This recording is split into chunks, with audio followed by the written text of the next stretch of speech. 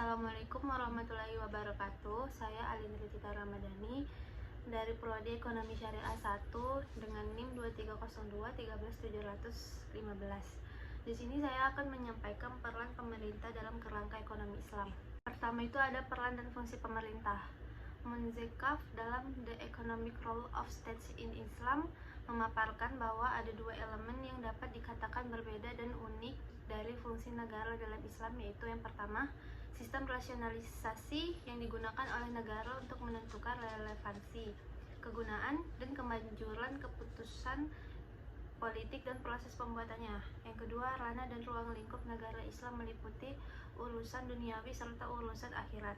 Peran dan fungsi pemerintah, Siddiqi mengklasifikasikan fungsi negara dalam perspektif Islam dalam 3 kategori. Yang pertama itu fungsi yang diamanahkan syariat secara permanen. Yang kedua, fungsi turunan syariah yang berbasis ijtihad sesuai kondisi sosial dan ekonomi pada waktu tertentu. Yang ketiga, fungsi yang diamanahkan secara kontekstual berdasarkan proses musyawarah atau syura. Lalu ada fungsi penting pemerintah dalam perekonomian.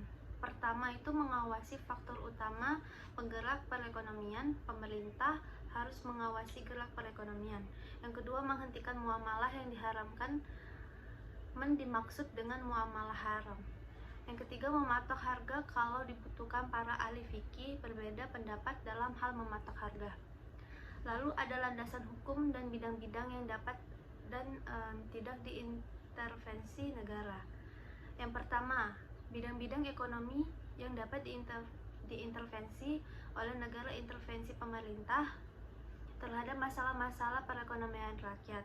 Yang kedua, bidang-bidang ekonomi yang tidak dapat diintervensi oleh negara. Lalu ada ruang lingkup peran pemerintah dalam kerangka ekonomi Islam. Sejarah ruang lingkup peranan pemerintah ini mencakup aspek yang luas, yaitu upaya mewujudkan tujuan ekonomi Islam secara keseluruhan dan upaya mewujudkan konsep pasar yang islami. Nah, tujuan ekonomi Islam ini sendiri adalah mencapai falah yang direalisasikan melalui optimalisasi maslahat. Peran pemerintah dalam ekonomi Islam tercermin pula dalam mengatasi eksternalitas. Nah, eksternalitas ini juga merupakan dampak dari suatu aktivitas ekonomi yang diterima pihak lain, baik yang bersifat positif dan negatif. Eksternal positif juga terjadi bila suatu aktivitas yang dilakukan menimbulkan manfaat kepada pihak-pihak lain. Adapun eksternalitas negatif terjadi ketika pihak lain merasa dirugikan.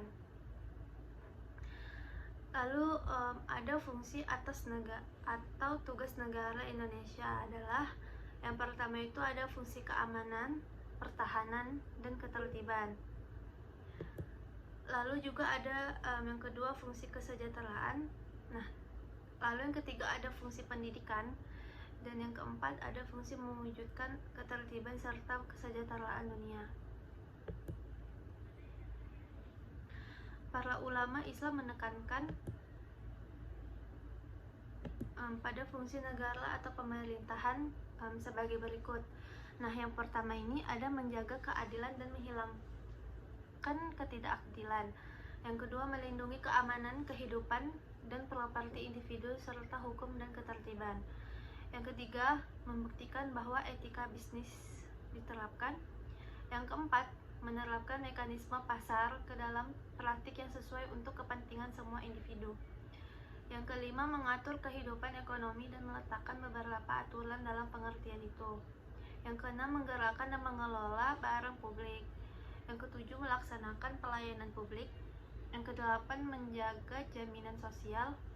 Yang kesembilan, memaksa orang melakukan suatu pekerjaan bila perlu. Lebih jauh, Kaf memaparkan bahwa dalam rangka memenuhi tujuan perekonomian itu ada beberapa prinsip dasar yang harus dilaksanakan oleh pemerintahan dalam mengatur operasinya. Prinsip terpenting itu ada 7. Nah, yang pertama itu ada komitmen terhadap ketentuan syariah. Yang kedua itu komitmen terhadap urutan prioritas yang diberikan secara umum oleh syariat. Yang ketiga, keterkaitan yang kuat antara fungsi atau tujuan pemerintahan Islam dan ketersediaan sumber daya. Yang keempat itu kepatuhan pada prinsip kebebasan ekonomi dan perlindungan properti pribadi. Yang kelima itu kepentingan umum memiliki prioritas di atas kepentingan pribadi. Yang keenam, prinsip tanggung jawab sosial. Lalu yang ketujuh ada syura. Lalu para ulama fikih itu juga membagi asir kepada dua macam, yaitu yang pertama ada harga yang berlaku secara alamiah tanpa campur tangan dan ulah para pedagang. Lalu yang kedua juga ada harga suatu komoditas yang ditetapkan pemerintah setelah mempertimbangkan modal dan keuntungan bagi pedagang dan situasi perekonomian. Nah, menurut para ulama fikih, syarat-syarat at-tash'ir wal ajabari itu ada 6. Nah, yang pertama itu ada komoditas atau jasa itu sangat diperlukan masyarakat banyak.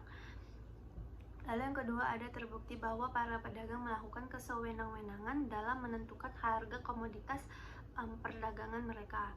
Lalu yang ketiga ada pemerintah itu adalah pemerintah yang adil. Yang keempat, pihak pemerintah harus melakukan studi kelayakan pasar dengan menunjuk pakar ekonomi. Yang kelima, penetapan harga dilakukan dengan terlebih dahulu mempertimbangkan modal dan keuntungan para pedagang. Yang keenam itu ada pengawasan yang berkesinambungan dari pihak penguasa terhadap pasar, baik yang menyangkut harga maupun yang menyangkut stok barang. Lalu ada lanskap ekonomi dan keuangan syariah di Indonesia. Nah, yang pertama ini ada BI atau Bank Indonesia. Bank Sentral Republik Indonesia merupakan lembaga negara yang independen dalam melaksanakan tugas dan wewenangnya. Nah, dia ini juga bebas dari campur tangan pemerintah atau pihak lain kecuali untuk hal-hal lain yang secara tegas diatur dalam Undang-Undang tentang BI atau Bank Indonesia.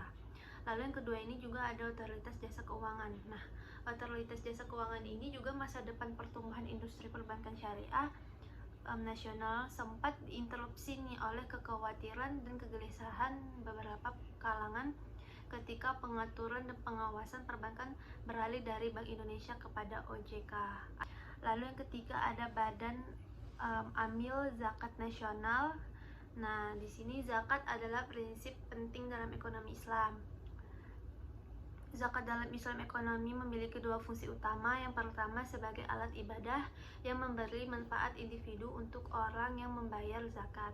Lalu yang kedua memberi manfaat kolektif untuk orang-orang di lingkungan yang menjalankan sistem zakat. Lalu yang keempat ada Badan Wakaf Indonesia atau BWI. Nah, BWI ini adalah lembaga independen untuk mengembangkan perwakafan di Indonesia yang dalam melaksanakan tugasnya bersifat bebas dari pengaruh kekuasaan manapun serta bertanggung jawab kepada masyarakat. Lalu yang terakhir ini ada strategi Kenex dalam pengembangan ekonomi syariah di Indonesia. Nah, yang pertama itu ada penguatan halal value chain. Lalu yang kedua ada penguatan keuangan syariah. Yang ketiga penguatan usaha mikro, kecil dan menengah. Yang keempat penguatan ekonomi digital. Sekian dari saya yang bisa saya sampaikan mengenai materi saya. Jika saya ada salah kata mohon dimaafkan. Wassalamualaikum warahmatullahi wabarakatuh.